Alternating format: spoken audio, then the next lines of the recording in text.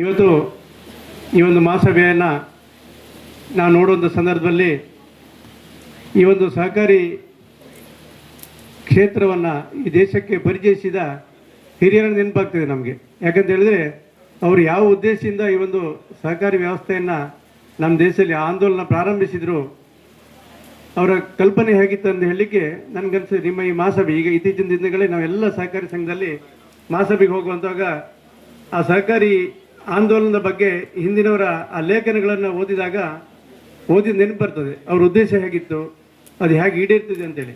ಯಾಕೆಂದ್ರೆ ಯಾವುದೇ ಒಂದು ರಾಷ್ಟ್ರೀಕೃತ ಬ್ಯಾಂಕ್ ಇವತ್ತು ನಿಮ್ಮ ಊರಲ್ಲಿದ್ದು ಈ ಮಟ್ಟಕ್ಕೆ ಬೆಳೆದಿದ್ರೆ ಅವರು ಇವತ್ತು ನಿಮ್ಮನ್ನೆಲ್ಲ ಹೀಗೆ ಕರೆದು ಲೆಕ್ಕಾಚಾರಗಳನ್ನು ನಿಮಗೆ 15 ದಿವಸ ಮೊದಲು ಕಳಿಸಿ ಅದರಿಂದ ನಿಮ್ಮ ಹತ್ರ ಮಂಜೂರಾತಿ ತಗೊಂಡು ಇವತ್ತು ಒಂದು ಹಬ್ಬದ ರೀತಿಯಲ್ಲಿ ವರ್ಷಕ್ಕೊಂದ್ಸಲ ನಾವಿಲ್ಲಿ ಸೇರಿ ಒಂದು ನಮ್ಮ ವಾರ್ಷಿಕ ಅಂಕಿಅಂಶಗಳನ್ನು ನಿಮ್ಮ ಜೊತೆ ಚರ್ಚೆ ಮಾಡಿ ಮಂಜೂರಾತಿ ಪಡೆಯುವಂಥ ಒಂದು ವ್ಯವಸ್ಥೆ ಈ ಸಹಕಾರಿ ಕ್ಷೇತ್ರದಲ್ಲಿ ಬಿಟ್ಟರೆ ಇಡೀ ದೇಶದ ಯಾವುದೇ ಆರ್ಥಿಕ ವ್ಯವಸ್ಥೆಯಲ್ಲಿ ಈ ಒಂದು ಪದ್ಧತಿ ಇಲ್ಲ.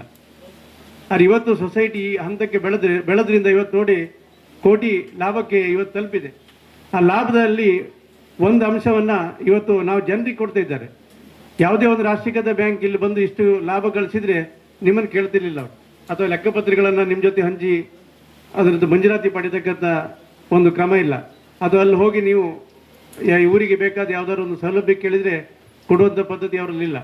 ಆದರೆ ಇವತ್ತು ನೋಡಿ ಎಷ್ಟೋ ಜನ ಮಕ್ಕಳಿಗೆ ಸ್ಕಾಲರ್ಶಿಪ್ ಕೊಟ್ಟರು, ಎಷ್ಟೋ ಶಾಲೆಗಳಿಗೆ ಅವರ ಒಂದು ಪ್ರೈಮರಿ ಅಗತ್ಯತೆಗಳನ್ನು ಪೂರೈಸಿದರು, ಅಂಗನವಾಡಿಯವರಿಗೆ ಬೇಕಾದಂಥ ಒಂದು ಸವಲತ್ತುಗಳನ್ನು ಕೊಟ್ಟರು. ಇದ್ರದ ಏನು ಸೂಚಿಸ್ತದೆ ಅಂತ ಹೇಳಿದ್ರೆ ಈ ಹಿರಿಯರು ಈ ಸಹಕಾರಿ ಕ್ಷೇತ್ರವನ್ನು ಈ ದೇಶಕ್ಕೆ ಪರಿಚಯಿಸಿದ ಉದ್ದೇಶ ಏನಂತ ಹೇಳಿದ್ರೆ ಸಹಕಾರಿ ಸಂಸ್ಥೆಗಳು ಬೆಳೆದ್ರೆ ಮಾತ್ರ ಹಳ್ಳಿಗಳಲ್ಲಿ ಈ ಬಡ ಜನರ ಆರ್ಥಿಕ ಶಕ್ತಿಯನ್ನು ಅವರ ಆರ್ಥಿಕ ಅವಶ್ಯಕತೆಗಳನ್ನ ಪೂರೈಸಲಿಕ್ಕೆ ಇರುವಂಥ ಏಕೈಕ ಮಾರ್ಗ ಅಂದರೆ ಒಂದು ಗ್ರಾಮದಲ್ಲಿ ಸಹಕಾರಿ ಸಂಘವನ್ನು ಬೆಳೆಸುವುದು. ಅದರಿಂದ ಮಾತ್ರ ಸಾಧ್ಯ ಅನ್ನುವಂಥ ನಮ್ಮ ಹಿರಿಯರ ಕನಸು ಏನಿದೆ ನೋಡಿ, ಅದು ಇವತ್ತು ನಾವು ಅದನ್ನು ಇಂಥ ಒಂದು ಗ್ರಾಮಾಂತರ ಪ್ರದೇಶದ ಮಹಾಸಭೆಯಲ್ಲಿ ನಾವು ನೋಡ್ಕೊಳ್ತಿದ್ದೇವೆ. ಯಾಕಂತೇಳಿದ್ರೆ ಇವತ್ತು ನೋಡಿ ಯಾವುದೇ ಸರ್ಕಾರದ ಯೋಜನೆಗಳಿರ್ಬೋದು ಅತ್ಯಂತ ಸುಲಭ ಮಾರ್ಗದಲ್ಲಿ ಇವತ್ತು ಸಹಕಾರಿ ಕ್ಷೇತ್ರ ಎಲ್ಲಿ ಬೆಳೆದಿದೆ ಅಲ್ಲಿ ಜನರಿಗೆ ಸಿಗ್ತಾ ಇದೆ. ನಾವು ಭಾಳಷ್ಟು ಸಲ ಈ ಘಟ್ಟ ಪ್ರದೇಶಕ್ಕೆ ಈ ಒಂದು ಸಹಕಾರಿ ಸಂಘಗಳಲ್ಲಿ ಭೇಟಿಯಾಗಲಿಕ್ಕೆ ಹೋದರೆ ಇವತ್ತಿನ ದಿವಸದಲ್ಲಿ ಕೂಡ ಅಲ್ಲಿ ಒಂದು ಸಹಕಾರಿ ಸಂಘ ಅಂದರೆ ಅಧ್ಯಕ್ಷರ ಮನೆಯಲ್ಲಿ ರೇಷನ್ ಕೊಡೋದು ಬಿಟ್ಟರೆ ಮತ್ತೆ ಏನೂ ಇಲ್ಲ.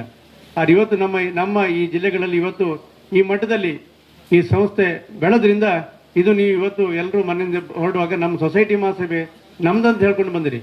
ಅಂದರೆ ಈ ಸಂಸ್ಥೆ ನಿಮ್ಮದು, ನೀವು ಕೊಟ್ಟಂಥ ಪ್ರಾಮಾಣಿಕ ಸಹಕಾರದಿಂದ ಇವತ್ತು ಈ ಸಂಸ್ಥೆ ಈ ಮಟ್ಟಕ್ಕೆ ಬೆಳೀಲಿಕ್ಕಾಗ್ತದೆ.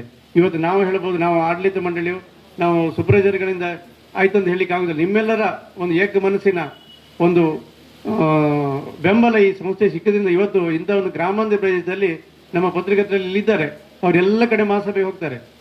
ನನ್ನ ಪ್ರಕಾರ ಇಂಥ ಒಂದು ಗ್ರಾಮಾಂತರ ಪ್ರದೇಶದಲ್ಲಿ 100% ಜನರನ್ನು ಈ ಸಂಸ್ಥೆ ತಲುಪಿದೆ, ಅವರ ಅವಶ್ಯಕತೆಗಳನ್ನು ಪೂರೈಸಿದೆ, ಅವರ ಸಮಸ್ಯೆಗಳನ್ನು ಪರಿಹರಿಸಿ ಅಂತ ಹೇಳಲಿಕ್ಕೆ ಇವತ್ತು ಈ ಮಹಾಸಭೆ ನೀವು ಬಂದಂಥ ರೀತಿ, ನಿಮ್ಮ ಮುಖದಲ್ಲಿರುವಂಥ ಭಾವನೆ ಇವನ್ನೆಲ್ಲ ನೋಡುವಾಗ ಅದು 100% ಆ ಸಹಕಾರಿ ಈ ಸಂಘ ನಿಮ್ಮನ್ನು ತಲುಪಿದೆ. ಇದು ನಮಗೆಲ್ಲರಿಗೂ ಖುಷಿ. ಯಾಕಂತ ಹೇಳಿದ್ರೆ ನಮಗೂ ಕೂಡ ತುಂಬ ಹೆಮ್ಮೆ ಆಗ್ತಿದೆ. ಒಂದು ಆರ್ಥಿಕ ಸಂಸ್ಥೆಯ ಮೇಲ್ವಿಚಾರಕರಾಗಿ ಒಂದು 100% ಇಲ್ಲಿ ಎಲ್ಲ ಸೌಲಭ್ಯಗಳು ಒಂದು ಸಂಸ್ಥೆಗೆ ಜನರಿಗೆ ಸಿಕ್ಕಿದೆ ಅಂತ ಹೇಳಿದರೆ ಇದರಷ್ಟು ಒಳ್ಳೆಯ ಕೆಲಸ ಬೇರೆ ಯಾವುದಿಲ್ಲ. ಇದೇ ರೀತಿ ಸಂಸ್ಥೆ ಇನ್ನೂ ಎತ್ತರಕ್ಕೆ ಬೆಳೀಲಿ. ನಮ್ಮಿಂದ ನಾವು ಏನು ತಮಗೆ ರೈತರಿಗೆ ಈ ಒಂದು ವ್ಯವಸ್ಥೆಯಲ್ಲಿ ಏನು ಸಹಕಾರ ಸಿಗ್ತದೆ ಅದನ್ನು 100% ನಾವು ಕ್ಲಪ್ತ ಕಾಲದಲ್ಲಿ ನಿಮಗೆ ತಲುಪಿಸ್ತೇವೆ. ನಿಮ್ಮ ಬೆಳವಣಿಗೆ ಆದಷ್ಟು ಈ ಸಂಸ್ಥೆ ಬೆಳೀತದೆ. ಇದು ಕೂಡ ನಾವು ಒಂದು ರೀತಿ ಒಂದು ದೇವರಿಗೆ ಮಾಡ್ತಕ್ಕಂಥ ಕೆಲಸ ಅಂತ ಹೇಳ್ಕೊಂಡು ಅವಕಾಶಕ್ಕಾಗಿ ಧನ್ಯವಾದ ಅರ್ಪಿಸಿ, ಸಮಯಾವಕಾಶ ಕಡಿಮೆ ಇರೋದ್ರಿಂದ ನನ್ನ ಮಾತನ್ನು